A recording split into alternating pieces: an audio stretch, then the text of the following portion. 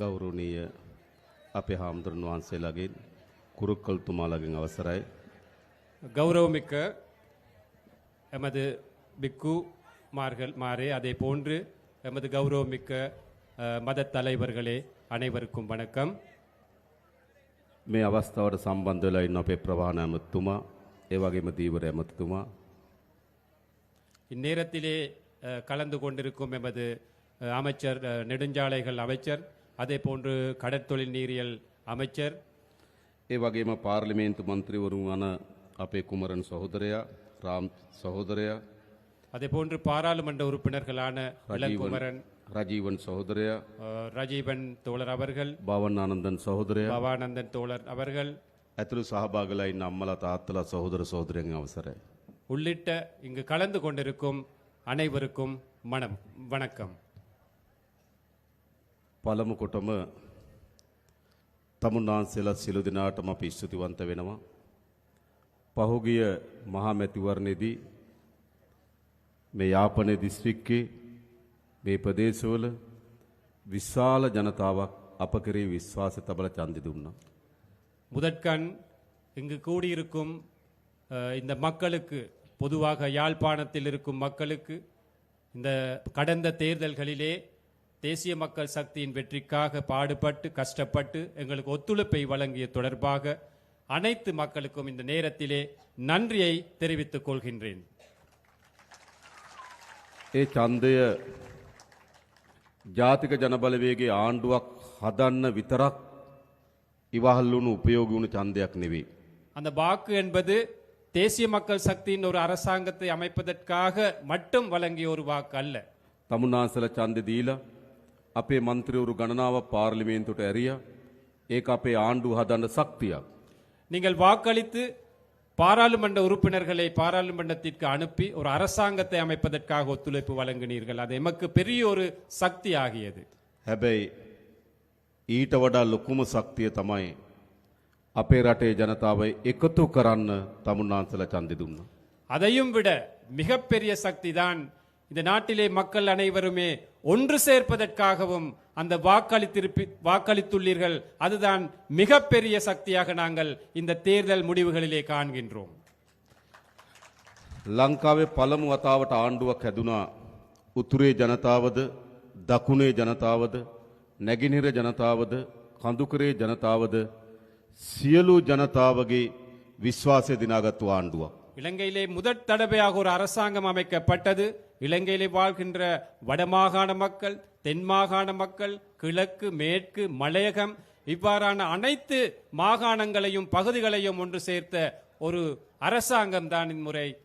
දශක ගණනාවක් අපේ රටේ මොන වගේ දේශපාලනයක්ද තිබුණේ? பல வருட காலமாக பல தசாப்தங்களாக எமது நாட்டில் எவ்வாறான ஒரு அரசாங்கம் இருந்தது. උතුරේ වෙනම දේශපාලනයක්, දකුණේ වෙනම දේශපාලනයක්, කඳුකර නැගෙනහිර වෙනම දේශපාලනයක්. ඒ විදිහට තමයි දේශපාලනය තිබුණේ. வடக்கிலே ஒரு தனியான அரசியல், தென்பகுதியிலே இன்னொரு தனியான அரசியல், மலையகம் அல்லது கிழக்கு மேற்கு தனித்தனியான அரசியல் தான் காணப்பட்டதாக இருந்தது. අපේ රටේ පැරණි දේශපාලකයෝ අපේ ජනතාව බෙදන දේශපාලනයක හිටියේ. எமது நாட்டிலே பழைய அரசியல்வாதிகள், எங்களுக்கு முன்னிருந்த அரசியல்வாதிகள் மக்களை பிரித்துத்தான் அரசியலை செய்தார்கள். ඒක කොච්චර බෙදුවද කියනවනම් යුද්ධයක් ඇති වෙනකම් බෙදුවා. எவ்வளவு பிரித்தாலும் கொள்கையை கடைபிடித்தார்கள் என்று கூறினால் ஒரு யுத்தம் உருவாகும் அளவுக்கு மக்களை பிரித்தாலும் கொள்கையை உட்படுத்தினார்கள். ඒ නිසා අපේ පරම්පරාව යුද්ධ කරගත්තා. ஆகவே எமது பரம்பரை யுத்தம் செய்து கொண்டார்கள். අපේ පරම්පරාව සැකය, අවිශ්වාසය, ක්‍රෝධය, වෛරය වපුරලා ජීවත් වුණා. எமது அந்த காலகட்டம் என்பது, எமது பரம்பரை என்பது சந்தேகம் அல்லது எதிர் மனப்பான்மை இவ்வாறான பல்வேறுபட்ட அந்த முரண்பாடுகளோடு தான் நாங்கள் வாழ்ந்து கொண்டிருந்தோம். අපිට තවත් බෙදෙන්න ඕනද? எங்களுக்கு இன்னும் பிரிய வேண்டுமா? බෙදෙන්න ඕනද? பிரிய வேண்டுமா? නෑ. අපි ලංකාවේ පළමු වතාවට ආණ්ඩුවක් හැදුනා. ජනතාව බෙදෙන එක වළක්වලා ජනතාව එකතු වෙන දේශපාලනයකට ආණ්ඩුවක් හැදුනා. இலங்கை வரலாற்றிலே நாங்கள் முதற் தடவையாக ஒரு அரசாங்கத்தை அமைத்தோம். மக்களை பிரிப்பதற்கு பதிலாக மக்களை ஒன்று சேர்க்கும் ஒரு அரசாங்கத்தை நாங்கள் அமைத்தோம். මේ ගම්වලට මීට කලින් රාජ්‍ය නායකයෝ ජනාධිපතිවරු ඇවිල්ලා හිටි තියෙනවද? இந்த பகுதிகளுக்கு அரசாங்கத்திலே பெரிய அதிகாரிகள் அல்லது ஜனாதிபதி போன்றவர்கள் இதற்கு முன் வருகை தந்திருக்கின்றார்களா? නැහැ. ඇයි? ஏன் அது? බෙදුණු ආණ්ඩුවක් තියෙනකොට එහෙමයි. ஒரு பிரிந்திருக்கும் அரசாங்கம் இருக்கும் போது அப்படித்தான். හැබැයි දැන් තියෙන්නේ බෙදීම අවසන් කරපු එකතු කරන ආණ්ඩුවක්. ඒ නිසා තමයි අපි වැලි වැටි තුරේට ඇවිල්ලා මේ දහස් ගණන් අම්මලා තාත්තලා සහෝදර සහෝදරයන් හම්බ වෙන්නේ. இன்று இருப்பது மக்களை பிரிப்பதற்கு பதிலாக மக்களை ஒன்று சேர வைக்கும் ஒரு அரசாங்கம். ஆகவே தான் நாங்கள் இன்று வெல்வெட்டி துறைக்கும் வந்து உங்களை நாங்கள் சந்தித்து இவ்வாறு கதைக்கின்றோம். මේ හයිය මේ එකතු වීම අපි යලි වෙන් වෙන්න ඉඩ දෙනවද? இவ்வாறு நாங்கள் ஒன்று சேர்ந்ததை மீண்டும் ஒரு முறை பிரிப்பதற்கு இடம் அளிப்போமா? අපි ඈත් වෙනවද? நாங்கள் இன்னும் ஒதுங்குகிறோமா? නෑ අපි ඔක්කොම එකතු වෙන්න ඕන. இல்லை, நாங்கள் அனைவருமே ஒன்றாக சேர வேண்டும். මම මේ සැරේ අයවැය ලේඛනයට දානවා අලුත් යෝජනාවක්. இம்முறை வரவு செலவு திட்டத்திற்கு தோழர் புதிய ஒரு யோசனையை போடுகின்றாராம். අපේ රටේ හැම වෙලාවම තියෙන්නේ අපි එකිනෙකාට වෙනස් වූ උත්සව. நாங்கள் அனைவருக்குமே இந்த நாட்டிலே வாழ்கின்ற ஒவ்வொரு சாரார் ஒவ்வொரு இனத்திற்கு இருப்பது வெவ்வேறான விழாக்கள், வைபவங்கள். තයිපොංගල් උත්සවය දෙමළ ජනතාව හින්දු ජනතාව සමරනවා. தைப்பொங்கல் இந்து தமிழ் மக்கள் கொண்டாடுகிறார்கள். වෙසක් උත්සවය බෞද්ධ ජනතාව සමරනවා. விசாக் பண்டிகை பௌத்தர்கள் கொண்டாடுகிறார்கள். ක්‍රිස්තියානි ජනතාව නත්තල් සමරනවා. கிறிஸ்தவர்கள் நத்தாரை கொண்டாடுகிறார்கள். ඉස්ලාම් ජනතාව රාමසාන් සමරනවා. இஸ்லாமியர்கள் ராமசானை கொண்டாடுகிறார்கள். හැබැයි දෙමළ සිංහල මුස්ලිම් බෞද්ධ හින්දු කතෝලික ඉස්ලාම් අපි ඔක්කොම එකතු වෙලා සමරන දිනයක් ඕනේ නැද්ද අපිට? ஆனால் சிங்களவர், தமிழர், முஸ்லிம் என்ற வேறுபாடு இல்லாமல், பௌத்தம், இந்து, கத்தோலிக்க, இஸ்லாமியர் என்ற வேறுபாடு இல்லாமல் நாங்கள் அனைவருக்குமே ஒன்றாக சேர்ந்து கொண்டாட வேண்டிய ஒரு விழா வேண்டுமா வேணாமா? අපි සැලසුම් කරලා තියෙනවා.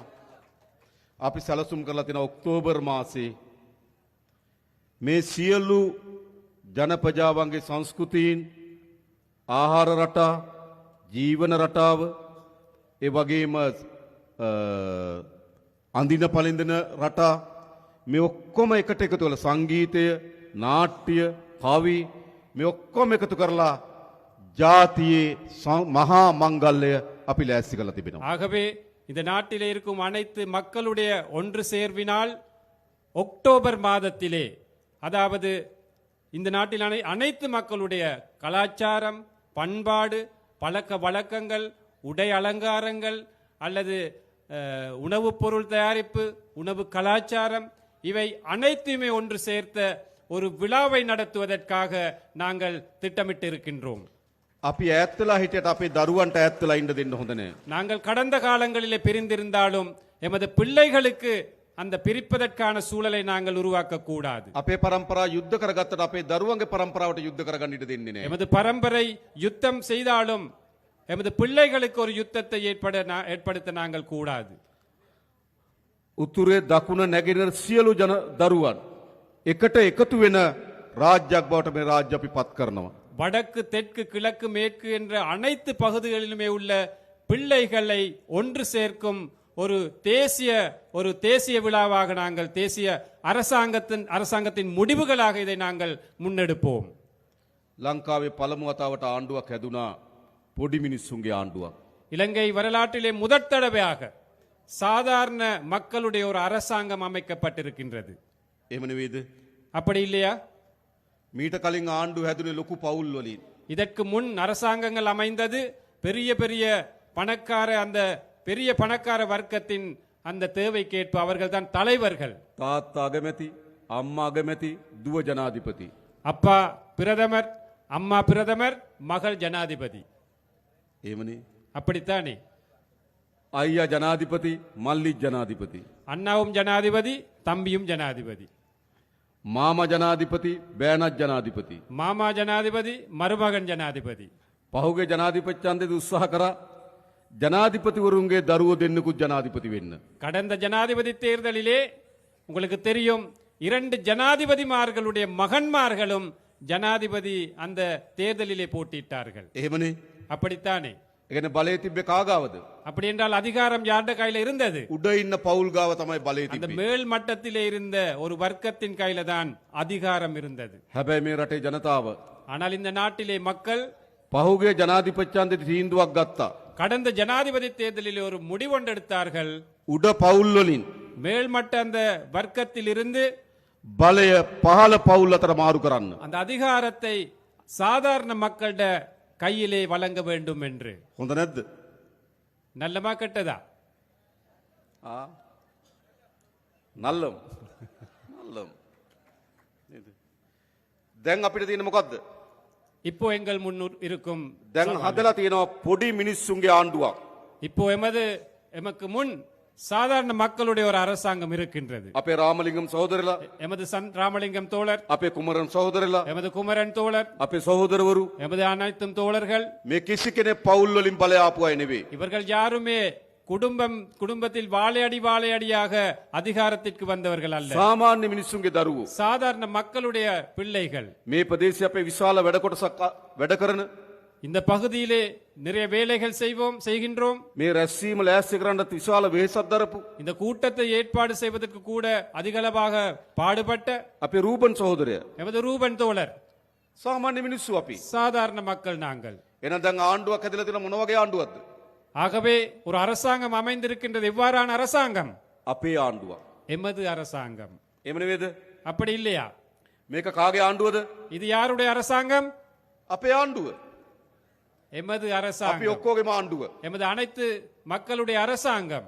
එහෙනම් අපිට අභියෝග කීපයක් තියෙනවා. ஆகவே எங்களுக்கு நிறைய சவால்களும் இருக்கின்றன. පළමු කොට මේ ග්‍රාමීය ජනතාවගේ දුප්පත්භාවය නැති කරන්න ඕන. முதலாவதாக இந்த கிராமிய வறுமையை நாங்கள் ஒழித்து கட்ட வேண்டும். එහෙම නෙවෙයිද? அப்படித்தானே? හොඳ නිවහසක් නැහැ. சிறப்பான ஒரு வீடு இல்லை, ආදාය මාර්ග නැහැ. வருமான வழி இல்லை, පානීය ජලය නැහැ. குடிநீர் இல்லை, ගමට එන්න හොඳ පාරක් නැහැ. வீட்டுக்கு வர்றதுக்கான கிராமத்துக்கு வர்றதுக்கான දරුවට பாதை උගන්නන්න இல்லை, හොඳ පාසලක් නැහැ. பிள்ளைக்கு நல்ல ஒரு ஸ்கூல் இல்லை, දීවර රස්සාව කරන්න විදියක් නැහැ. மீன்பிடி கடற்தொழில் செய்ய முடியவில்லை. විශාල බැටකන ජනතාවක්. எந்த பக்கத்திலும் எமக்கு கஷ்டங்களே இருக்கின்றன. අපේ ආණ්ඩුව எமது அரசாங்கம், අපි ඔක්කොම එකතු වෙලා හදාගත්තු ආණ්ඩුව. நாங்கள் அனைவரும் ஒன்று சேர்ந்து அமைத்த அரசாங்கம் ක්‍රමානුකූලව පියවරෙන් පියවර படிப்படியாக මේ ප්‍රශ්න ඔක්කොම විසඳන්න ලෑස්ති අපි. இந்த அனைத்து பிரச்சனைகளும் தீர்க்க தயாராக இருக்கின்றோம். හොඳද? நல்லமா? අපි ඉස්සරලම මේ අස්වැසුම දෙන ජනතාවගේ දීමනාව අපි වැඩි කරා.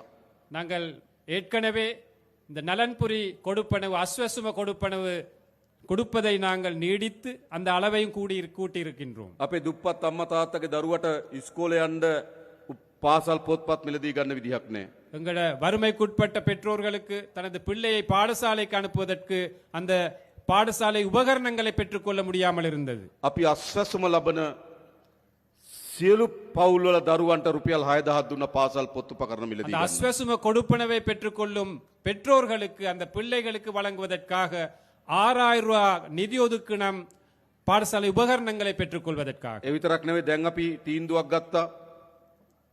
ළමයි 300ට වඩා අඩු සියලු පාසල්වල දරුවන්ට රුපියල් 6000ක දීමනාවක් දෙන්න පාසල් පොත් මිලදී ගන්න. அதே போன்று நாங்கள் இன்னொரு முடிவெடுத்து இருக்கின்றோம்.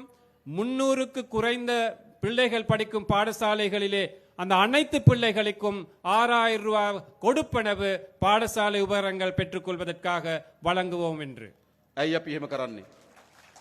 ஏன் நாங்கள் அப்படி මේ செய்கின்றோம்? ගම්වල දුප්පත්භාවය ඉවත් කරන්න නම් දරුවන්ට හොඳට උගන්වන්න ඕන. இந்த கிராமங்களிலே, இந்த பகுதிகளிலே வறுமையை ஒழித்து கட்ட வேண்டுமானால் பிள்ளைகளுக்கு நாங்கள் சிறப்பான கல்வியை கொடுக்க வேண்டும், வழங்க வேண்டும். එනිසා තමුන්නාන්සලා මහන්සි වෙන දරුවන්ට උගන්වන්න. ஆகவே நீங்களும் உங்களோட பிள்ளைகளுக்கு படிப்பிப்பதற்காக ஒத்துழையுங்கள், செயற்படுங்கள். දුප්පත්භාවයෙන් අපි මිදමු, දරුවන්ට උගන්වමු. வறுமையிலிருந்து நாங்கள் மீளுவோம், பிள்ளைகளை படிக்க வைப்போம்.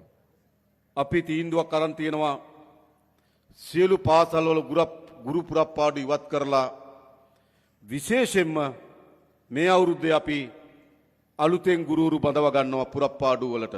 அதே போன்று நாங்கள் இன்னொரு முடிவெடுத்திருக்கின்றோம். அனைத்து பாடசாலைகளிலும் ஆசிரியர் பற்றாக்குறையை நிவர்த்தி செய்து புதிய ஆசிரியர்களை நாங்கள் நியமனம் வழங்கி அதற்கு பெற்றுக்கொண்டு சிறப்பான இந்த கல்வியை முன்னுக்கு கொண்டு போவதற்காக. අපේ දිසාපතිතුමා ඉන්නවා, එතුමා දන්නවා ගුරු හිගේ තියෙන පාසල් අපිට කියන්න අපි ගුරුවරු එවන්නම්. எமது மாவட்ட செயலாளர் இருக்கின்றார் இங்கே. நீங்கள் கூறுங்கள், ஆசிரியர் பற்றாக்குறையுள்ள பாடசாலைகள் எங்கே இருக்கின்றன என்று நாங்கள் ஆசிரியர்களை நாங்கள் அனுப்புகின்றோம். ඒ විතරක් නෙවෙයි අපේ යාපනයේ පුස්තකාලේ තවත් දියුණු කරන්න ඕන. அதே போன்று எமது யாழ் நூலக சாலை இன்னும் நாங்கள் அபிவிருத்தி செய்ய வேண்டும். ඒ සඳහාත් මේසර ඇවැලේකෙන් අපි සල්ලි වෙන් කරනවා. அதற்காகவும் நாங்கள் இந்த வரவு செலவு திட்டத்திலே நிதி ஒதுக்கீடு செய்கின்றோம். ගම්වල අපිට යන්න තියෙන හොඳම පාර අධ්‍යාපනය. ஆகவே இந்த கிராமத்திலே எமக்கு இருக்கின்ற சிறப்பான வழிதான் இந்த கல்வியை நாங்கள் மேம்படுத்த வேண்டும். අපි ළමුන් 250ට අඩු සියලු පාසල් වල දරුවන්ට සපත්තු ගන්න රුපියල් 3000ක් දෙනවා. 250 மாணவர்களுக்கு குறைவாக உள்ள அனைத்து பாடசாலைகளிலும் படிக்கும் மாணவர்களுக்கு சப்பாத்துக்களை வாங்குவதற்காக 3000 ரூபாய் காசு நாங்கள் ஒதுக்குகின்றோம். අර පාසල් වලින් ආහාර දෙන ළමයිට එක වේලකට දුන්න රුපියල් 60යි. ඒක අපි 100 දක්වා වැඩි කරනවා. பாடசாலையிலே உணவு வழங்கிய பாடசாலையில் உங்களுக்கு தெரியும் 60 ரூபாய் மட்டும்தான் ஒரு பிள்ளைக்கு ஒதுக்கப்பட்டிருந்தது. அந்த 60 ரூபாவை 100 ரூபாய் வரை நாங்கள் அந்த அளவை அதிகரிக்கின்றோம். චීන රජය අපිට එකඟ වෙලා තියෙනවා සියලු දරුවන්ට නොමිලේ ලබන අවුරුද්දේ ඇඳුම් ලබා දෙන්න. சீன அரசாங்கம் ஒத்துக்கொண்டிருக்கின்றார்கள். இந்த வருடத்திலே வழங்கியதை போன்று அடுத்த வருடத்திலும் பாடசாலை சீருடைகளை இலவசமாக வழங்குவதற்கு. ඒ නිසා අපි වැඩිම වෙහෙස දරන දරුවන්ට උගන්වන්න. ஆகவே நாங்களும் மிகவும் கஷ்டப்படுகின்றோம் பிள்ளைகளின் கல்வி தரத்தை உயர்த்துவதற்காக. ලෑස්තිරි දරුවන්ට උගන්වන්න. நீங்கள் தயாரா பிள்ளைகளை படிப்பிப்பதற்கு? අපි සහාය දෙන්නම්. நாங்கள் ஆதரவு கொடுக்கின்றோம். ඒ විතරක් නෙවෙයි අලුත් දරුවන්ට අපි රස්සා දෙන්නත් උනා. அதே போன்று புதிதாக படித்து வெளியேறும் பிள்ளைகளுக்கு மாணவர்களுக்கு நாங்கள் தொழில் வாய்ப்புகளை வழங்க வேண்டும். අපි සැලසුම් කරලා තියෙනවා මේ යාපනයේ දිස්ත්‍රික්කේ අලුතෙන් කර්මාන්ත පුර 3ක් ඉදි කරන්න. அதே போன்று நாங்கள் எதிர்பார்க்கின்றோம் இந்த வட மாகாணத்திலே புதிய தொழில்பேட்டைகள் கைத்தொழில் மையங்கள் 3 அமைப்பதற்கு. කංකසන්තුරේ, காங்கேசன்துறை, පරන්තන් பரந்தன், සහ මාංකුලම්. மாங்குளம் අලුත් කර්මාන්ත පුර 3ක් ඇති කරනවා. 3 புதிய தொழில் பேட்டைகள் அல்லது பொருளாதார மையங்களை நாங்கள் அமைக்க திட்டமிட்டிருக்கின்றோம். අපි විදේශගත ශ්‍රී ලාංකිකයන්ට ආරාධනා කරනවා වගේ ආයෝජනය කරන්න එන්න කියලා. நாங்கள் அழைக்கின்றோம் வெளிநாடுகளில் இருக்கும் இலங்கையர்களுக்கு, புலம்பெயர் இலங்கையர்களுக்கு அவற்றில் முதலீடுகள் செய்ய வாருங்கள் என்று. වැඩියෙන්ම මේ පළාත් වල ජීවත් වෙන තරුණයන්ගේ අපේක්ෂාව රට අත්හැරලා යන එක. இங்கிருக்கும் இளைஞர்களுடைய எதிர்பார்ப்பும் இந்த நாட்டை விட்டு வெளியேறுவதுதான் எதிர்பார்ப்பாக இருக்கின்றது. ඇයි රස්සාවක් නැහැ? ஏன் சரியான ஒரு தொழில் இல்லை. අපි කර්මාන්ත පුර ටික හදන්නම් ඕගොල්ලන්ගේ දරුවන්ට රස්සා ටික හොයලා දෙන්න. நாங்கள் அந்த தொழில் மையங்களை, கைத்தொழில் மையங்களை அமைக்கின்றோம் உங்களுக்கு தொழில் வாய்ப்புகளை பெற்றுக்கொள்வதற்காக. ඒ වගේම මේ අවුරුද්දේ අපි රජයේ පුරප්පාඩු පුරවන්නත් බලාපොරොත්තු වෙනවා. அதே போன்று இந்த வருடத்தில் நாங்கள் அரச துறையில் இருக்கும் வெற்றிடங்களை நிரப்புவதற்கும் எதிர்பார்க்கின்றோம். විශේෂයෙන්ම අපි අපේ පොලිසිය වල විශාල හිගයක් තියෙනවා දෙමළ භාෂාව කතා කරන අය. எமது போலீஸ் துறை எடுத்துக்கொண்டால், காவல்துறை எடுத்துக்கொண்டால் மிகப்பெரிய வெற்றிடம் ஒன்று இருக்கின்றது. தமிழர்கள் அந்த போலீஸ் துறையிலே குறைவாகத்தான் இருக்கின்றார்கள். අපි මේ අවුරුද්දේ පොලිසියට අලුතෙන් 2000ක් බඳවා ගන්න බලාපොරොත්තු වෙනවා. දෙමළ තරුණයන්ට අපි ආරාධනා කරනවා පොලිසියට බැඳෙන්න කියලා. நாங்கள் எதிர்பார்க்கின்றோம் கிட்டத்தட்ட 2000 பேர் போலீஸ் துறைக்கு இணைத்துக் கொள்வதற்காக நாங்கள் இங்கிருக்கும் தமிழ் இளைஞர்களை நாங்கள் அழைக்கின்றோம். போலீஸ் துறையிலே நாங்கள் இணைந்து செயல்படுவோம் என்று. මොකද කියලා ලෑස්තිද? நீங்கள் தயாரா පොලිසියට බැඳෙන්න? போலீஸில் இணைவதற்கு? ஓம். ඕම්. ඒ මොකද පොලිසිය හරි වැදගත් කාර්යයක් කරනවා අපේ ගම්වල ආරක්ෂාවට, සාමයට විශාල වැඩ කොටසක් කරනවා. ஏனென்றால் போலீஸ் துறை எடுத்துக்கொண்டால் எமது கிராமங்களிலே அமைதியை பாதுகாப்பதற்காக பெரிய ஒரு சேவை செய்கின்றார்கள். ඒකට ඒ භාෂාව කතා කරන නිලධාරීන් අවශ්‍යයි. அதற்கு அந்த மொழியிலே, அந்த கிராமத்தில் வாழும் மக்களிட மொழியில் கதைக்கும் அந்த அதிகாரிகள் தேவை. ඒ වගේම මේ පළාත්වල වේගයේ මත්ද්‍රව්‍ය පැතිරෙමින් යනවා.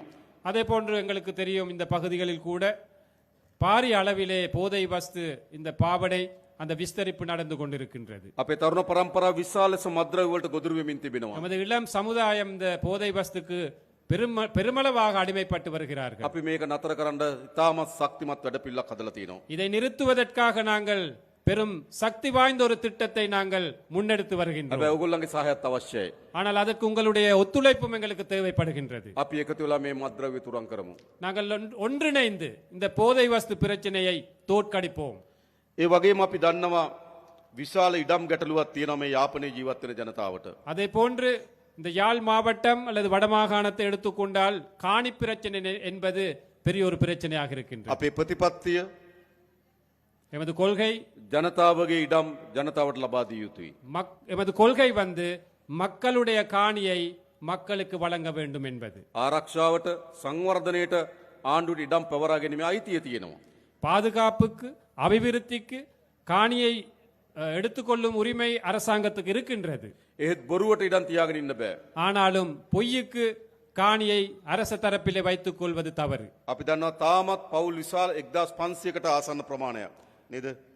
1500කට වැඩි ප්‍රමාණයක් තාමත් අවතන් කඳුරු වල ඉන්නවා. எங்களுக்கு தெரியும் இன்னமும் கிட்டத்தட்ட 1500 குடும்பங்கள் இன்னமும் அகதி முகாம்களில் அல்லது இடம்பெயர் முகாம்களிலே வாழ்கின்றார்கள். පුද්ගලයන් நபர்கள் மன்னிக்கணும்.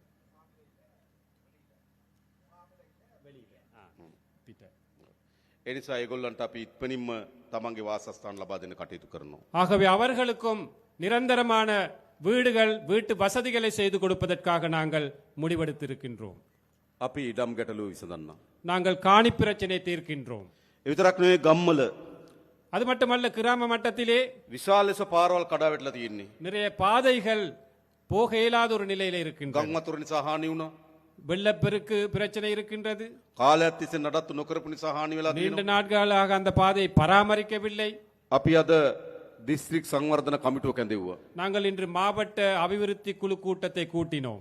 ඒදී අපි මාර්ග සංවර්ධන අදාළ නිලධාරීන්ගෙන් ඇහුවා කීයක් ඕනද පාරවල් හදන්න මේ අවුරුද්දේ හදන්න පුළුවන් ගාන කියන්න. ඒකට අපි සල්ලි වෙන් කරලා දෙනවා. அந்த கூட்டத்திலே கேட்டிருக்கின்றார், எவ்வளவு நிதி தேவை அந்த பாதைகளை புனரமைப்பதற்கு, புதிதாக அமைப்பதற்கு எவ்வளவு நிதி தேவை, அந்த நிதியை இந்த வருடத்திலே வரவு செலவு திட்டத்திலே வழங்குவோம் என்று தோழர் வாக்குறுதி මේ පාරවල් ටික හදන්න ඕන. அந்த பாதைகளை அமைக்க வேண்டும். හොඳ පානීය වතුර දෙන්න ඕන. சிறப்பான குடிநீர் வசதியை கொடுக்க வேண்டும். ඒව තමයි ජනතාවගේ ප්‍රශ්න. அவைதான் மக்களுடைய பிரச்சனைகள். ද අපි ආණ්ඩුවක් හදලා තියෙනවා මොකටද? நாங்கள் ஒரு அரசாங்கத்தை அமைத்திருக்கின்றோம். எதற்காக?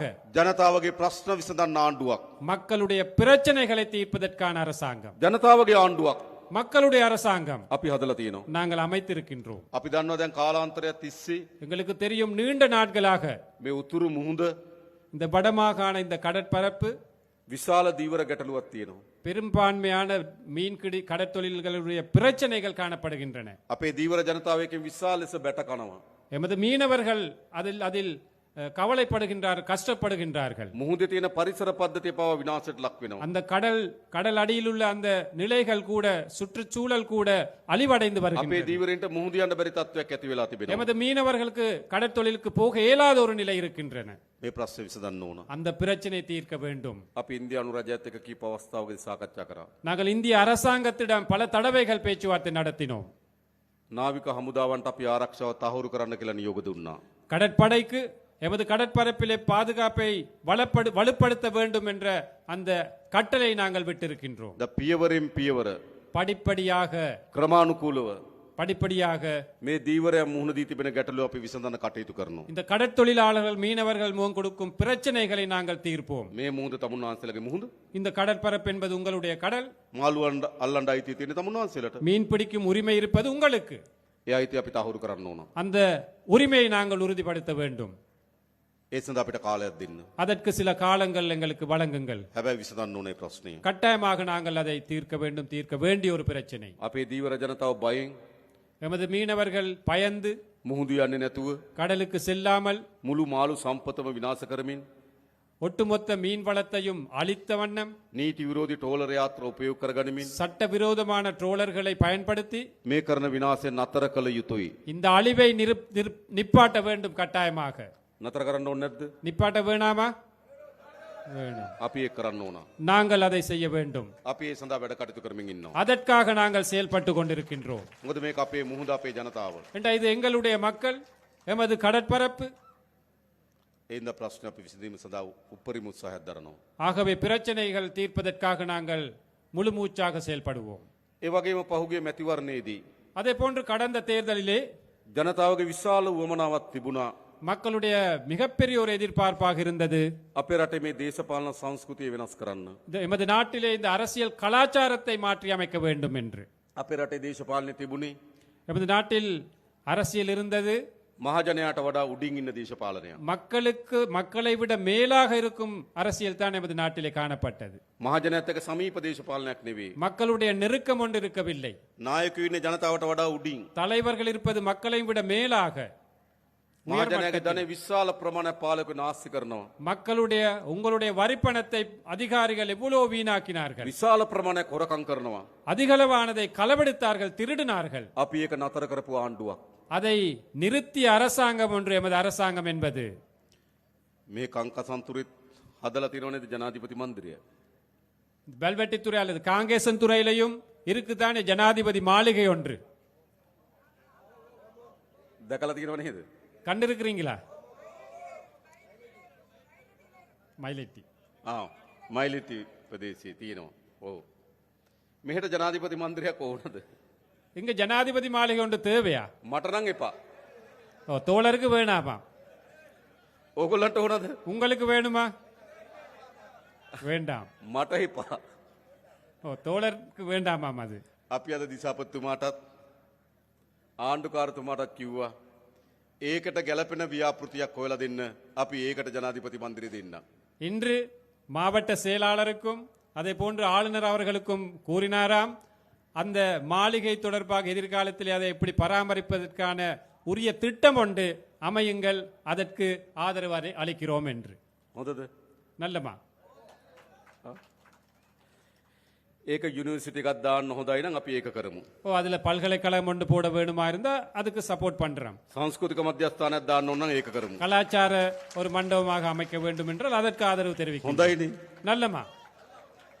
මෙහෙ විතරක් නෙවෙයි නුවරඑළිය මාලිගයටත් අපි ඒක කරනවා. இங்கு மட்டுமல்ல, நுவரெலியாவிலும் இருக்கு, அதற்கும் அப்படித்தான் செய்வோம். අනුරාධපුරයකටත් ඒක කරනවා. அனுராதபுரத்தில் இருக்கும், அதற்கும் அப்படித்தான் செய்வோம். මයියංගනයකටත් ඒක කරනවා. மையாங்கனையில் இருக்கு ஒன்று, அதற்கும் அப்படித்தான் செய்வோம். කතරගමයකටත් ඒක කරනවා. கதிர்காமத்தில் இருக்கு, அதற்கும் அப்படித்தான் செய்வோம். මේ හැමතැනම ජනාධිපති මන්දිර. அனைத்து இடங்களிலுமே ஜனாதிபதி மாளிகைகள். අවර අවතාර කියලා ෆිල්ම් එකක් තිබ්බ නේද? அவதார் என்ற ஒரு படம் இருந்துச்சு, பாத்தீங்களா? අවතාර කමලහාසන් නේ. කමලහාසන් හිටියේ අවතාර. அவதார், ඈ? அவதாரம், අවතාරම්. දස අවතාරම්. தசாவதாரம். ඒ වගේ තමයි ජනාධිපතිත්. නේද? එක එක ස්වරූපයෙන් ඉන්න එක එක මාලිගා. ஓ, தசாவதாரம் மாதிரி என்ன, ஒவ்வொரு மாளிகைகளும் ஒவ்வொரு விதமாக இருக்கிறது தான் அதுகளை அமைச்சிருக்கு. අපි ඒක වෙනස් කරනවා. அதை நாங்கள் மாற்றி அமைப்போம். හොඳයිනේ. நல்லந்தானே? රයිට්. ඇයි ඒ? ஏன் அது? මහජනයාගේ දෙන මෙච්චර නායකයෝ නාස්ති කරන්න හොඳ නෑ.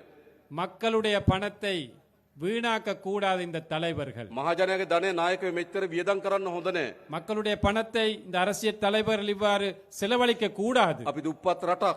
நாங்கள் வறுமைக்குட்பட்ட ஒரு நாடு, ජනතාවත් දුප්පත්. மக்களும் வறுமைக்குட்பட்டவர்கள். නායකයා தலைவர் දසවදාර. தசாவதாரமாக இருக்கின்றார். හොඳද? நல்லமா அது? ඒ දේශපාලන වෙනස් වෙන්න ඕනේ නැද්ද? அந்த அரசியல் மாறணுமா வேணாமா?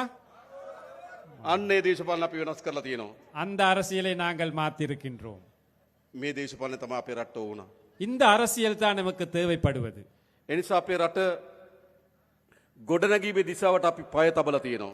ஆகவே இந்த நாட்டை அபிவிருத்தி செய்யும் அந்த பயணத்தை நாங்கள் ஆரம்பித்திருக்கின்றோம். විශේෂයෙන් මේ උතුරු පළාත ඉලක්ක කරගත්තු සංවර්ධන සැලසුම් ගණනාවක් අපි සැලසුම් කරලා තිබෙනවා. விசேடமாக இந்த வடமாகாணத்தை இலக்காக வைத்த பல்வேறு அபிவிருத்தி திட்டங்களை நாங்கள் முன்னெடுக்க මම திட்டமிட்டிருக்கிறோம். කලින් කිව්වා වගේ කර්මාන්ත කලාප 3ක් ஏற்கனவே கூறியதை போன்று தொழில் மையங்கள் 3, ඒ වගේම සංචාර කර්මාන්තය දියුණු කරන්න සැලසුමක්. அதே போன்று சுற்றுலாத்துறை வளர்ப்பதற்கான திட்டம், ඒ වගේම අපි හඳුනාගෙන තියෙනවා මේ උතුරු පළාතේ පොල් වගා කරන්න පුළුවන් අක්කර 40000ක් තියෙනවා කියලා. அதே போன்று நாங்கள் கண்டறிந்திருக்கின்றோம் இந்த வடமாகாணத்திலே தென்னை பயிர் செய்யக்கூடிய 40,000 ஏக்கர் காணிகள் இருக்கின்றது என்று. මේ අයවැයෙන් අපි ඒකට සල්ලි වෙන් කරනවා. இந்த வரவு செலவு திட்டத்திலே அதற்காகவும் நாங்கள் நிதி ஒதுக்கீடு செய்கின்றோம். වගා කරන්න කැමති අයට அதில் பயிரிடக்கூடிய அந்த விருப்பமானவர்களுக்கு පොල් පැල දෙන தென்னம்பிள்ளைகள், බිම සකස් කරගන්න මුදලක් දෙන அந்த நிலத்தை செய்வதற்கான பணம், පොහොර දාන්න මුදලක් දෙනවා අපි. பசலையிடுவதற்காக நிதி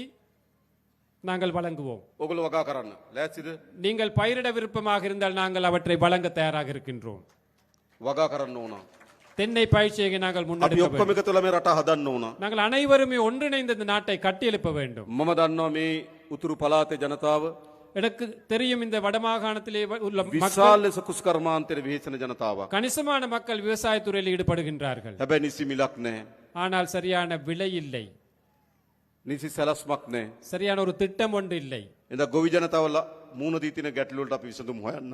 அவ்வாறு விவசாயிகள் முகம் கொடுத்திருக்கும் பிரச்சனைகளுக்கும் நாங்கள் தீர்வு வழங்குவோம். මේ වන විටත් අපි පොහොර සානාධාර රුපියල් 25000 දක්වා වැඩි කරා. ஏற்கனவே நாங்கள் பசலை மானியத்தை 25,000 ரூபாய் வரையும் நாங்கள் அதிகரித்தோம். අපිට ඕන ජනතාවගේ ජීවිතය උසස් කරන්න. எமக்கு தேவை சாதாரண மக்களுடைய வாழ்க்கை தரத்தை உயர்த்த வேண்டும். ගොඩක් අපේ මේ ගැටුම් පිටිපස්සේ තියෙන්නේ. நாம் முகம் கொடுக்கும் கணிசமான பிரச்சனைகளுக்கு பின்னால் இருப்பது, ගොඩක් මේ යුද්ධ පිටිපස්සේ තියෙන්නේ. கணிசமான இந்த யுத்தங்களுக்கு பின்னால் இருப்பது ආර්ථික ප්‍රශ්නයක් තියෙන වැඩිපුර. பொருளாதார பிரச்சனை தான் கூடிய பாகம் இருக்கின்றது. එඳ මේ ආර්ථික ප්‍රශ්නට අපි උත්තර හොයන්න ඕන. ஆகவே இந்த பொருளாதாரத்துறை வளர்க்கும் அந்த பிரச்சனைகளுக்கு தீர்வு காண வேண்டும். ඒකට අපි සැලසුම් හදලා තියෙනවා. அதற்கு நாங்கள் திட்டங்களை அமைத்திருக்கின்றோம். ඒ වගේම භාෂාව. அதே போன்று மொழி உரிமை.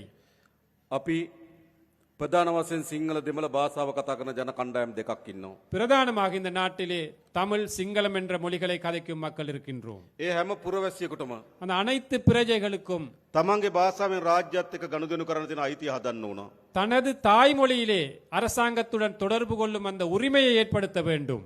තමන්ගේ භාෂාවෙන් පොලිසියට ගිහලා පැමිණිල්ලක් කරන්න අවස්ථාව තියෙන්න ඕන. தனது தாய்மொழியிலே போலீஸுக்கு போய் ஒரு முறைப்பாட்டை செய்வதற்கான உரிமை இருக்க வேண்டும். ඒ නිසා මේ භාෂාවෙන් ඇති වී තිබෙන අසමානතාවය අපි විසඳිය යුතුයි. ஆகவே இந்த மொழி ரீதியாக இந்த பிரிவினை நாங்கள் இல்லாதொழித்து ஒழிக்க வேண்டும். ඒ නිසා තමයි මං කලින් කිව්ව ඔබගේ දරුවන් පොලිසියට බන්ධන්න. ஆகவே தான் முதல்ல சொன்னார் தோழர், உங்களுடைய இந்த இளம் சக்திகள் போலீஸ் துறையில අපි சேருங்கள் என்று. ඊළඟ රජයේ රස්සාවලට ගන්නකොට ඔබගේ දරුවන් ඒවට බැඳින්න. அரச துறையில் ஆட்களை சேர்க்கும் போது உங்களோட பிள்ளைகளை அவற்றுக்கு இணையுங்கள். ඒ දෙමළ භාෂාවෙන් කතා කරන රාජ්‍ය සේවයක් අපිට අවශ්‍යයි. ஏனென்றால் தமிழ் மொழியிலே கலந்து அந்த கதைக்கும் அரச துறை ஒன்று எங்களுக்கு இந்த வடக்கிலே தேவைப்படுகின்றது. ඒක අපි හදන්න සැලසුම් කරලා තියෙනවා. அதை அமைப்பதற்கு நாங்கள் திட்டமிட்டு இருக்கின்றோம். ඒ වගේ ඊළඟ වැදගත් அதே போன்று இன்னொரு முக்கியமான விஷயம், අපේ ආගමික අයිතීන් පිළිබඳ සාධාරණත්වයක් තියෙන්න ඕන. எமது மத ரீதியான உரிமைகள் எங்களுக்கு பெற்றுக்கொள்வதற்கான அந்த சூழல் அமைய வேண்டும். මෙතන අපේ නායක හාමුදුරුවෝ වැඩ සිටිනවා. எமது நாயக்க தேரர் அவர்கள் இருக்கின்றார்கள். අපේ කුරුක්කොල් තුමාලා වැඩ සිටින. எமது குருக்கள் அவர்கள் வருகை தந்திருக்கின்றார்கள். අපි අතර ගැටුමක් තියෙන්න ඕනද? எமக்கிடையே ஒரு போட்டி முரண்பாடு ஒன்று இருக்கணுமா? ආගම අපේ විශ්වාසය. மதம் என்பது எமது எதிர்பார்ப்பு, நம்பிக்கை. එක්කෙනෙකුට කියන්න බෑ උඹ ඒ විශ්වාසය අත්තරපන් කියලා. யாருக்குமே வற்புறுத்த இயலாது அந்த நம்பிக்கையை கைவிட வேண்டும் என்று. ඒ එකිනෙකාගේ විශ්වාසය අපේ විශ්වාසයට ගරු කරන්න ඕන.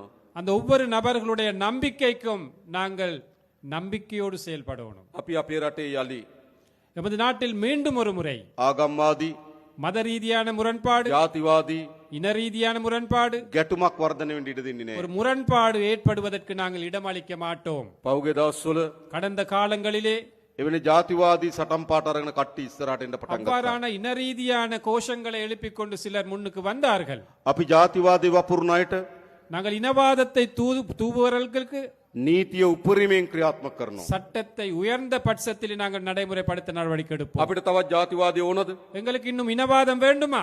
අපිට ආගම්වාද ඕනද? எங்களுக்கு மதவாதம் வேண்டுமா? ඒව අවශ්‍ය නැහැ. அவை எங்களுக்கு தேவையில்லை. නිසා යලි ජාතිවාදයට ආගම්වාදයට අපේ රටේ අපි ඉඩ දෙන්නේ නැහැ. மீண்டும் ஒரு முறை இந்த இனவாதத்திற்கு மதவாதத்திற்கு நாங்கள் இடமளிக்க மாட்டோம். අපේ දරුවන් ආයේ ගැටුම්කාරී රටක් හදන්නේ නැහැ අපි. අපේ දරුවන්ට ආපහු ගැටුම්කාරී රටක් හදන්න ඉඩ දෙන්නේ අපි. எமது பிள்ளைகளுக்கு மீண்டும் இனவாத மத ரீதியான மதவாத ஒரு முருகல் நிலை ஏற்படுத்த நாங்கள் இடமளிக்க மாட்டோம். ඒ පිළිබඳ අපි සැලසුම් හදලා තියෙනවා. அதற்கான திட்டங்களை நாங்கள் ඊළඟ அமைத்திருக்கிறோம். අපි එකිනෙකාගේ සංස්කෘතිය වෙනස්කම් තිබෙනවා. அதே போன்று எமது கலாச்சாரங்களிலே பல்வேறு வித்தியாசங்கள் ඒවට காணப்படுகின்றன. අපි ගරු කරන්න ඕන. அவற்றுக்கு நாங்கள் மதிப்பளிக்க வேண்டும். අපේ දරුවියන් ඉන්නවා. எமது பிள்ளைகள் ඒට ආවේනික සංස්කෘතියක් එක්ක. அதற்கே தனித்தான ஒரு கலாச்சாரம் இருக்கின்றது. ලස්සන නැද්ද මේ දරුවන්?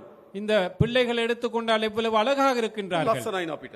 எங்களுக்கு அது மிகவும் அழகாக ඇයි இருக்கிறது. අපි සංස්කෘතියෙන් බෙදෙන්න හදන්නේ? ஏன் நாங்கள் கலாச்சார ரீதியாக பிரிவடைய வேண்டும்? අපි හැම සංස්කෘතියකටම ගරු කරන්න ඕන. நாங்கள் அனைத்து கலாச்சாரங்களை மதிக்க வேண்டும். ඒ සංස්කෘතියෙන් රස විඳින්න පුරුදු වෙන්න ඕන. அந்த கலாச்சாரங்களை ரசனை மிக்கதாக நாங்கள் எடுத்துக்கொள்ள வேண்டும். එහෙම රටක් අපි හදන්න ඕන. அவ்வாறான ஒரு நாட்டை நாங்கள் கட்டியெழுப்ப வேண்டும். එකක් මතක තියාගන්න. ஒன்று நினைவில் வைத்துக் கொள்ளுங்கள். අපිට ගහගෙන எங்களுக்கு சண்டை பிடித்து යුද්ධ කරගෙන யுத்தமிட்டு கொண்டு තවත් දශක ගණනාවක් මේ විදිහට දුක් විඳ විඳ ඉන්න පුළුවන්. இன்னும் பல தசாப்தங்கள் எங்களுக்கு நாங்கள் வாழ முடியும் குறைபாடுகளோடு. අපේ අම්මලාගේ පරම්පරාව දුක් විඳා.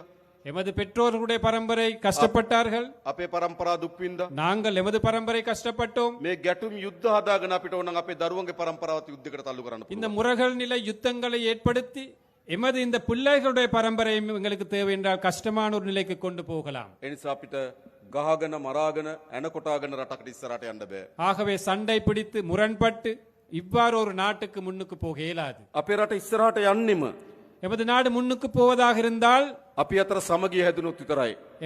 எமக்கிடையே ஒற்றுமை அமைதி இருக்க ඒ வேண்டும். නිසා අපේ ආණ්ඩුව ஆகவே எமது அரசாங்கம் විශාලතම වෙහෙසක් දරනවා. மிக பெருவளவாக நாங்கள் கஷ்டப்படுகின்றோம், செயல்படுகின்றோம். අපි අතර සමගිය හදන්න. எமக்கிடையே ஒற்றுமை ஏற்படுவதற்காக நாங்கள் ඒ සමගිය සඳහා හොඳම ධෛර්යය දුන්නේ ඕගොල්ලෝ. அந்த ஒற்றுமைக்காக மிகப்பெரிய சக்தியை துணிச்சலை கொடுத்தது நீங்கள். කාලයක් තිස්සේ පාරම්පරික දේශපාලක පහුගිය මහචන්දට ඉල්ලුවා. காலம் காலமாக இருந்த பாரம்பரிய அரசியல்வாதிகள் கடந்த தேர்தலிலே போட்டியிட்டார்கள். වෙනම රටක් අරන් දෙන්නම් කියලා ඡන්දෙට ඉල්ලුවා. தனியான ஒரு நாட்டை பெற்றுக் கொடுப்போம் என்று தேர்தல்களை போட்டியிட்டார்கள். මතකද? நினைவிருக்கா? හැබැයි ජනතාව මොකද කරේ? ஆனால் மக்கள் என்ன செய்தார்கள்? වෙනම රටක් දෙන්නම් කියපු අය, தனியான நாட்டை பெற்றுக் கொடுப்போம் என்று පවුල් වලින් கூறியவர்களை, දේශපාලනය කරපු අය, குடும்ப வாயிலாக அரசியல் செய்தவர்கள் ඒ අය ප්‍රතික්ෂේප කරලා அவர்களை நிராகரித்து விட்டு මේ යාපනයේ දිස්ත්‍රික්කයේ අපිට ජයග්‍රහණය අරන් දුන්නා. இந்த யாழ் மாவட்டத்திலே எமக்கு வெற்றிகளை பெற்றுக் கொடுத்தார்கள். ඒකෙන් කියන්නේ මොකද්ද? இதன் செய்தி என்ன? இதனால் கூறுவது என்ன? ජනතාව කැමති එකතු වෙන්න. மக்கள் அனைவருமே ஒன்றாக சேர்ந்து வாழ விருப்பம். ජනතාව ගාව ජාතිවාදී නෑ. மக்கள் மத்தியிலே இனவாதம் இல்லை. ජනතාව ගාව ආගම්වාදී නෑ. மக்கள் மத்தியிலே மதவாதம் இல்லை. හැබැයි දේශපාලකයා ගාව තියෙනවා. ஆனால் அரசியல்வாதிகள் மத்தியிலே இருக்கின்றது அந்த அனைத்தும். ඕකයි ප්‍රශ්නේ උනේ. அதுதான் பிரச்சனையாக இருந்தது. උතුරෙත් දකුණෙත් வடக்கிலும் தெற்கிலும் දේශපාලකයන්ගේ පැවැත්ම උනේ ජාතිවාදය. அரசியல்வாதிகள் இருப்பாக காணப்பட்டது இனவாதம். දැනුත් නැවත නැවත දකුණේ හිසෝසවන්න උත්සාහ කරනවා. மீண்டும் தென்பகுதியிலே இனவாதம் தலை தூக்க சில செயற்பாடுகள் போகின்றன. දේශපාලකට ජාතිවාදය ඕන. அரசியல்வாதிகளுக்கு இனவாதம் தேவை. ජනතාවට ඕන ජාතිවාදී. மக்களுக்கு இனவாதம் தேவையா? ජනතාවට ඕනද? மக்களுக்கு தேவையா? අපිට ඕන මොකද්ද? எங்களுக்கு தேவை என்ன? ජාතික සමගිය ඕන. தேசிய ஒற்றுமை தேவை எங்களுக்கு. අපි එකතු වෙමු. நாங்கள் அனைவரும் ஒன்று சேருவோம். ආණ්ඩුවක් හදලා තියෙනවා. ஒரு அரசாங்கத்தை அமைத்திருக்கின்றோம். අපි ඔක්කොගේම ආණ්ඩුවක්. எமது அனைத்து மக்களுடைய ஒரு அரசாங்கம். මේ වැලිවැට තුරේ இந்த வெல்வெட்டி துறையில் මේ ජනතාවට වඩා இந்த மக்களை விட වෙනස් පවුල් වලින් අපි ආණ්ඩුව හදපු අය නෙවෙයි. வேறு குடும்பங்களால குடும்ப பின்னணிகளால் அரசாங்கத்தை அமைத்தவர்கள் அல்ல நாங்கள். අපි තමුන්වහන්සේලා වගේමයි. நாங்களும் உங்களை மாறித்தான். නැද්ද එහෙම? அப்படி இல்லையா? එහෙම නේද? ඉතින් අපේ ආණ්ඩුවක් නෙමේක. அப்ப இது எங்களுடைய அரசாங்கம்.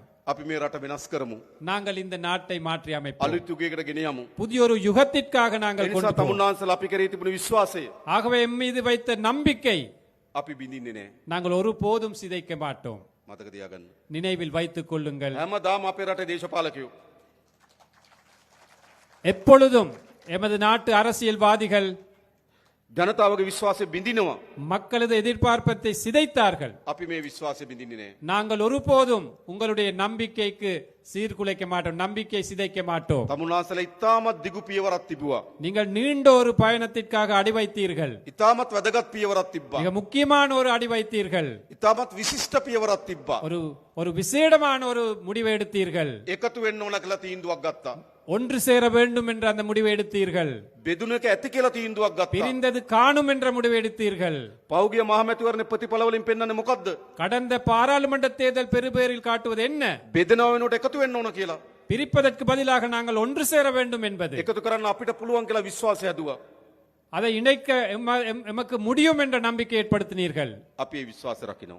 அந்த நம்பிக்கையை நாங்கள் பேணுவோம். මේ රටේ හොරකම නතර කරනවා. இந்த நாட்டின் ஊழலை திருட்டை நாங்கள் நிறுத்துவோம். නාස්තිය නතර කරනවා. வீண் விரயத்தை நிறுத்துவோம். හොරකම් කරපු අයට දඬුවම් දෙනවා. திருடியவர்களுக்கு தண்டனை கொடுப்போம். මොකද කියන්නේ? என்ன சொல்றீர்கள்? ඕනද නැද්ද? நல்லமா கெட்டதா? ඕනද නැද්ද? தேவையா இல்லையா? අවශ්‍යයි. தேவை தேவை. අපේ රටේ දරුවට විදින ඉන්ජෙක්ෂන් එකෙන් හොරකම් කරලා නම් எமது பிள்ளைகளுக்கு குழந்தைக்கு ஏத்தும் ஊசியிலே களவெடுத்திருந்தால், බාල බෙහෙත් ගෙනල්ලා නම් தரக்குறைவான மருந்துகளை இறக்குமதி செய்திருந்தால், ස්පිරිතාලේ හදනකොට ඒකෙන් හොරකම් කරලා නම් வைத்தியசாலைகளில் இருந்து களவெடுப்பதாக இருந்தால், පාර හදනකොට ඒකෙන් හොරකම් කරලා නම් வீதியை அமைக்கும் போது அதிலிருந்து களவெடுத்திருந்தால், කෝටි ගණන් ධනෙ එක් රැස් කරගෙන යන දේශපාලකයෝ கோடிக்கணக்கான நிதியை அரசியல்வாதிகள் ஒன்று சேர்த்திருக்கின்றார்கள். ඒ ගැන පරීක්ෂණ කරන්න ඕනේ නැද්ද? அது தொடர்பாக விசாரணை நடத்த வேண்டுமா வேண்டாமா? දඬුවම් දෙන්න ඕනේ නැද්ද? தண்டனை வழங்க வேண்டுமா வேண்டாமா? අන්නේ දඬුවම් දෙන ආණ්ඩුව තමයි ජාතික ජනබලවේගයේ ආණ්ඩුව. அவ்வாறு தண்டனை வழங்கும் அரசாங்கம் தான் தேசிய மக்கள் சக்தி அரசாங்கம். දැන් දූෂණයට සම්බන්ධ වෙන අය එක්කම එකතු වෙලා இப்போது அந்த ஊழல் மோசடிகளிலே தொடர்புடைய அனைவரும் ஒன்று சேர்ந்திருக்கின்றார்கள். පහුගිය මැතිවරණ වේදිකාවේදී கடந்த அரசியல் மேடையிலே ගොඩක් වේදිකාවලට බෙදිලා හිටියා. பல மேடைகளிலே பிரிந்திருந்தார்கள். සමහර අය කොළ පාට වේදිකාවේ, சிலர் பச்சை மேடையிலே, සමහර අය කහ පාට වේදිකාවේ, சிலர் மஞ்சள் மேடையிலே, සමහර අය දුබුරු පාට වේදිකාවේ இன்னும் சிலர் அந்த சிவப்பு மேடையிலே ඡන්දෙදි බෙදිලා හිටියා. தேர்தலிலே பிரிந்திருந்தார்கள். දැන් මොකද වෙන්නේ? இப்போ என்ன நடக்குது? අන්න ඊයේ සාකච්ඡා තියලා එකතු වෙන්න நேற்று அவர்கள் கலந்து ஆலோசிக்கின்றார்கள் ஒன்று சேர்வதற்காக. බලනකොට කවුද? யார் அதில் இருப்பவர்கள்? එක්කෙනෙක් මහ බැංකුවට ගහලා, ஒருவர் மத்திய வங்கியை கொள்ளையடித்தவர், තව කෙනෙක් ඕස්ට්‍රේලියාවේ සුද්දෙක් රවට්ටලා, இன்னொருத்தர் ஆஸ்திரேலியாவில் ஒரு வெள்ளை அந்த குடிமகனை ஏமாத்தியவர், තව කෙනෙක් කනිත් තෙල් වලින් විදු ගහලා. இன்னொருத்தர் எரிபொருளால களவெடுத்தவர். දැන් මොකද වෙලා තියෙන්නේ? இப்போ என்ன நடந்திருக்கின்றது? ඒගොල්ලෝ ඔක්කොම එකතු වෙලා මොකටද? இந்த අனைவருமே ஒன்று சேர்ந்து இருக்கிறார்கள். எதற்காக? බේරෙන්න. தப்புவதற்காக, அதிலிருந்து தப்புவதற்காக. හැබැයි ඒගොල්ලෝ එකතු වුණාට ජනතාව අපි එකතු වෙලා ඉන්න තාක්කල් ඒගොල්ලන්ට මේ වැඩේ කරන්න බෑ. அவர்கள் ஒன்று சேர்ந்தாலும், மக்கள் என்ற அடிப்படையில் நாங்கள் ஒன்று சேர்ந்து இருக்கும் வரையும் அவர்களுடைய எதிர்பார்ப்பை நிவர்த்தி செய்ய முடியாது. ඒගොල්ලෝ උත්සාහ කරන්න එකතු වෙලා පරීක්ෂණ කරන එක නතර කරන්න. அவர்கள் முயற்சிப்பது அவர்கள் ஒன்று சேர்ந்து இந்த விசாரணைகள் நடத்துவதை நிப்பாட்டுவதற்காக. එකතු වෙලා දඬුවම් දෙන එක වළක්වන්න. ஒன்று சேர்ந்து தண்டனை கொடுப்பதை நிப்பாட்டவே அவர்கள் முயற்சிக்கிறார்கள். හැබැයි උඩ ඒගොල්ලෝ එකතු වුණාට அவர்கள் மேல் மட்டத்திலே ஒன்று சேர்ந்தாலும், බිම ජනතාව එකතු වෙලා ඉන්නේ අද මේ ආණ්ඩුවත් එක්ක. கீழ் மட்டத்திலே மக்கள் ஒன்று சேர்ந்திருப்பது இந்த அரசாங்கத்துடன். ඒ නිසා මේ දූෂිතයන්ට දඬුවම් දීමේ වැඩේ අපි කරනවා. ஆகவே நாங்கள் இந்த ஊழல் மோசடியாளர்களுக்கு தண்டனை வழங்கும் அந்த செயற்பாட்டை கட்டாயமாக நாங்கள் முன்னெடுப்போம். අන්න එහෙම ආණ්ඩුවක් මේ හැදිලා තියෙන්නේ. அவ்வாறான ஒரு அரசாங்கம் தான் அமைந்திருக்கின்றது. දැන් එනම් මොකද කරන්න ඕන? ஆகவே இப்போது என்ன செய்ய வேண்டும்? අපි ඔක්කොම එකතු වෙමු. நாங்கள் அனைவரும் ஒன்றாக சேர்ந்து විශ්වාසය තබමු. நம்பிக்கையோட අත්නොහැර ඉස්සරහට යමු. கைவிடாமல் முன்னோக்கி போவோம். අපි හරියට සැලසුම් හදලා நாங்கள் சரியான முறையிலே திட்டமிட்டு අවුරුදු කීපයක් අත්තරින් නැතුව වැඩ කරොත් பல வருட காலமாக நாங்கள் தொடர்ச்சியாக வேலை செய்வோம். අපේ මේ රට දියුණු රටක් බවට පත් කරන්න පුළුවන්. நாங்கள் இந்த நாட்டை ஒரு அபிவிருத்தி அடைந்த நாடாக மாற்றலாம். නැවත දූෂිතයන්ට, மீண்டும் ஊழல் மோசடியாளர்களுக்கு, නැවත හොරුන්ට, மீண்டும் திருடர்களுக்கு, නැවත අපරාධකරුවන්ට மீண்டும் குற்றவியல் செய்பவர்களுக்கு මේ රටේ ඉඩක් දෙන්න එපා. ஒரு போதும் இடமளிக்க வேண்டாம் இந்த நாட்டிலே. ආයි ගේනවද? மீண்டும் ஒரு முறை அவங்களை நாங்கள் ගේනවද? பாராளுமன்றத்துக்கு கொண்டு வருவோமா? නෑ මේක වෙනස් කරමු අපි. ஆமாம், நாங்கள் இதை மாற்றி அமைப்போம். ඒ වෙනුවෙන් අපි හැමදෙනාම එකතු වෙමු. நாங்கள் அனைவரும் இதற்காக ஒன்றுபடுவோம். ඉතින් අපිට විශාල සතුටක් තියෙනවා. நமக்கு மிகப்பெரிய ஒரு மகிழ்ச்சி இருக்கின்றது. මේ වැලිවැටි තුරේ இந்த வெல்வெட்டி துறையிலே මේ දහස් ගණනක් අම්මලා තාත්තලා එකතු වෙලා இந்த ஆயிரக்கணக்கான பெற்றோர்கள் இணைந்து අපිට සවන් දෙන්න අවිල්ලා තියෙනවා. எம்மை செவிமடுப்பதற்காக අපිට வந்திருக்கின்றீர்கள். කතා බහ කරන්න අවිල්ලා තියෙනවා. எம்மோட கலந்தாலோசிப்பதற்கு வந்திருக்கிறீர்கள். අපි විශ්වාස කරලා තියෙනවා. எம்மை நம்பி வந்திருக்கிறீர்கள். මේක සතුටුයි ගොඩක්. இது மிகவும் மகிழ்ச்சியாக இருக்கின்றது. බොහොම ස්තුතියි හැමදෙනාටම. அனைவருக்குமே மிகவும் நன்றி. நன்றி வணக்கம். நன்றி வணக்கம் என்று கூறிக்கொண்டு தோழர் விடை பெறுகின்றார். ஆகவே இந்த கூட்டத்தின் நிகழ்வுகளுடன் இத்துடன் நாங்கள் முடிவுக்கு கொண்டு வருகின்றோம். இங்கு வருகை தந்த அனைவருக்குமே நன்றி கூறிக்கொண்டு நாங்கள் விடை பெறுகின்றோம். நன்றி, வணக்கம்.